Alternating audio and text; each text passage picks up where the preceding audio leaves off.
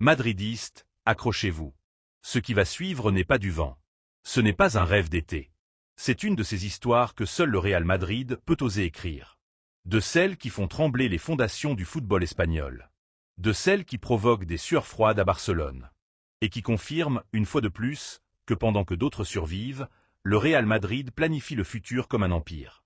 Likez, abonnez-vous et restez jusqu'au bout. Parce que ce qui commence comme une bombe finit comme une déclaration de guerre sportive avec Sceaux-Blanc. Ces dernières heures, l'une des informations les plus explosives qu'on ait vues sur le marché des transferts a éclaté. Une de celles qui sépare les grands clubs de ceux qui vivent de nostalgie. Ciro Lopez, journaliste avec des contacts et une expérience suffisante pour ne pas lancer des noms en l'air, a mis sur la table un scénario qui rien qu'en l'imaginant fait qu'à Barcelone on commence à réviser les clauses, les contrats, et même les médailles religieuses. Selon l'information qu'il gère, le Real Madrid serait en train d'évaluer sérieusement un mouvement stratégique pour la saison 2027 à 2028 qui aurait comme protagoniste ni plus ni moins que Pedri. Oui, Pedri. L'un des joueurs les plus représentatifs du FC Barcelone ces dernières années. On ne parle pas d'un recrutement quelconque. On ne parle pas d'un simple renfort. On parle d'un coup symbolique, sportif et émotionnel. Un mouvement qui rappelle inévitablement cet été de l'an 2000 où le Real Madrid ne s'est pas seulement renforcé. Il a humilié sportivement le rival de toujours en lui prenant son joueur emblème. Et ici, il convient de le dire clairement, sans complexe, et avec un sourire ironique. Au madridisme, la main ne tremble jamais quand il s'agit de penser grand. Pendant qu'à Barcelone, ils discutent encore s'ils peuvent inscrire leurs propres joueurs. L'information, selon ce qui a été raconté, arrive via Juan Gatto, un journaliste qui suit de près l'actualité de l'Atlético de Madrid. Mais qui, comme tout le monde du football, a des oreilles et des sources bien placées. Et c'est précisément là que commence à prendre forme une feuille de route qui démontre que la direction du Real Madrid n'improvise pas, n'agit pas par impulsion, et ne se laisse pas emporter par la pression du court terme. Pendant que certains clubs vivent au jour le jour, le Real Madrid a pratiquement bouclé l'incorporation de Vitinha pour la prochaine saison. Une opération d'énorme calibre qui renforcerait le milieu de terrain avec un footballeur confirmé, moderne, avec du critère et de la personnalité. C'est ici qu'on comprend qu'il ne s'agit pas d'une folie isolée, mais d'un plan. D'abord, Vitinha. Un pari ferme, sérieux, en accord avec ce dont l'équipe a besoin pour continuer à dominer en Europe. Et ensuite, à l'horizon, la possibilité d'aller chercher Pedri. Pas seulement pour ce qu'il apporte avec le ballon, mais pour ce qu'il représente. Parce que recruter Pedri ne serait pas uniquement améliorer l'effectif. Ce serait envoyer un message dévastateur. Au Real Madrid, il n'y a pas de joueurs intouchables dans d'autres clubs. Il n'y a que des objectifs qu'on analyse avec froideur. Depuis Barcelone, ils ont déjà commencé, comme prévu, à lever des murs défensifs sous forme de contrats longs, de clauses astronomiques et de discours sur le sentiment et la formation. Que contrat jusqu'en 2030. Que clause de 1 milliard. Qu'il est culé de naissance. Que sa famille. Que les supporters. Tout ça sonne très joli en conférences de presse et dans les documentaires. Mais le football moderne se décide dans les bureaux et dans les projets sportifs sérieux. Et là, qu'on le veuille ou non, le Real Madrid joue dans une autre ligue. Ciro Lopez l'expliquait avec clarté. Et ici il convient de le souligner parce que ce n'est pas une idée farfelue si on l'analyse avec froideur. Dans le contexte de la guerre souterraine entre Florentino Pérez et Joan Laporta, plus intense de la part du second que du premier, ce type de mouvement n'est pas impossible. Le président du Real Madrid n'agit pas par vengeance bon marché. Mais il n'oublie pas non plus. Et s'il y a une opportunité d'affaiblir sportivement le rival maximal tout en renforçant sa propre structure, on étudie jusqu'au moindre détail. Que Pedri soit à l'aise au Barça, c'est évident. Qu'il ait un lien sentimental fort avec le club aussi.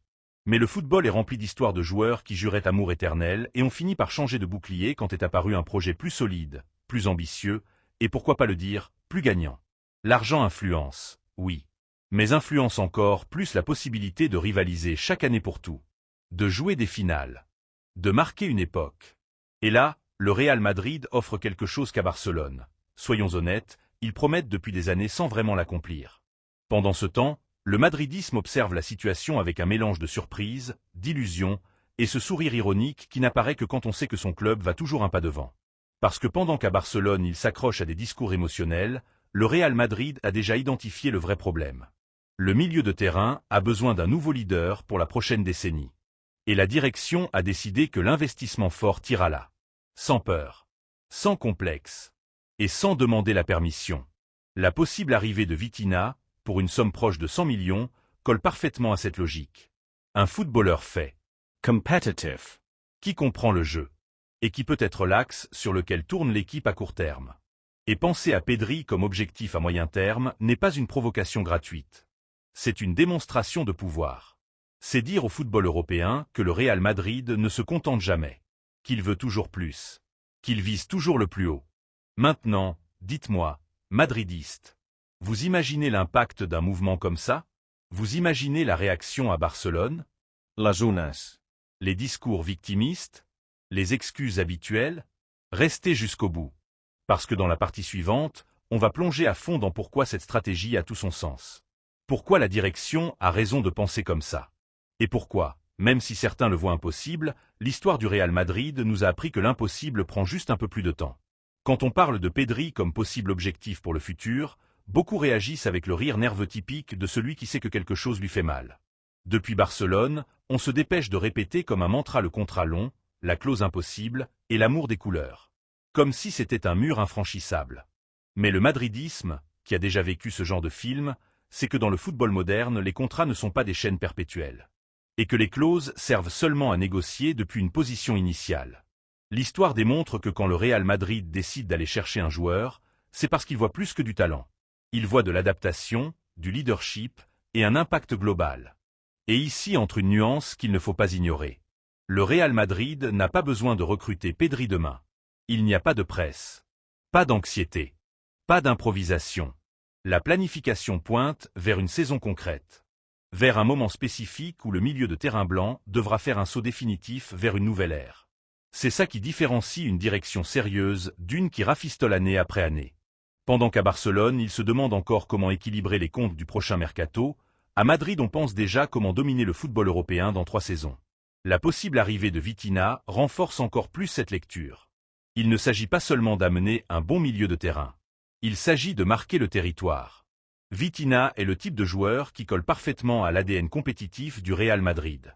Quelqu'un qui ne se cache pas, qui comprend le rythme des grands matchs, et qui n'a pas besoin de discours grandioses pour rendre.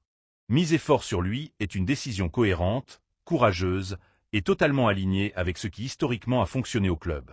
Et oui, ça fait mal à dire.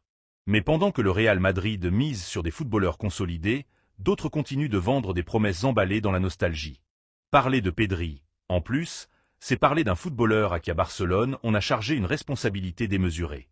On l'a vendu comme sauveur, comme symbole, comme drapeau d'un projet qui ne finit toujours pas de démarrer. Et ça, loin d'aider, finit par passer facture. Au Real Madrid, en revanche, les grands joueurs ne portent jamais seuls le poids du bouclier.